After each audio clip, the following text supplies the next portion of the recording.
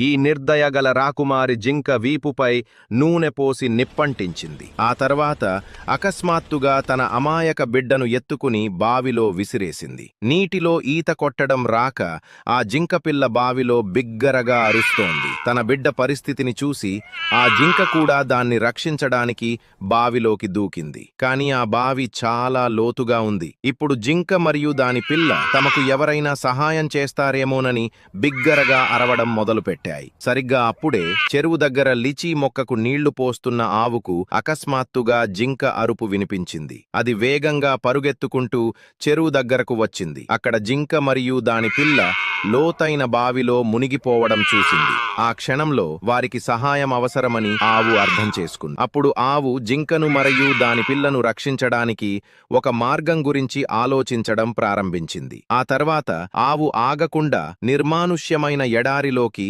సహాయం కోసం పరుగెత్తింది. కొంత దూరం నడిచిన తర్వాత ఆవు కళ్ళు ఒక పొదపై ఉన్న దివ్యమైన శివలింగంపై పడ్డాయి. అప్పుడు ఆవు శివలింగం దగ్గరకు చేరుకుని ధ్యానంలో కూర్చుంది మరియు చేతులు జోడించి సహాయం కోసం పరమశివుడిని ప్రార్థించింది. కొంతసేపటికి ఆవు పిలుపు విని మహాదేవుడు ప్రత్యక్షమయ్యాడు. ఆవు జరిగినదంతా చెప్పినప్పుడు మహాదేవుడు జింక మరియు దాని పిల్ల దగ్గరకు వెళ్ళాడు. ఆ తర్వాత మహాదేవుడు తన నీలి రూపంలో ఒక దివ్యమైన వెదురు నిచ్చెనను సృష్టించాడు మరియు దానిని లోతైన బావిలో పెట్టాడు. మరుక్షణమే జింక మరియు దాని అమాయకపు పిల్ల బావిలో నుండి బయటకు వచ్చాయి. అప్పుడు జింక మరియు దాని పిల్ల సంతోషంగా ఉన్నారు. కానీ మహాదేవుని కోసం లైక్ మరియు సబ్స్క్రైబ్ చేయండి.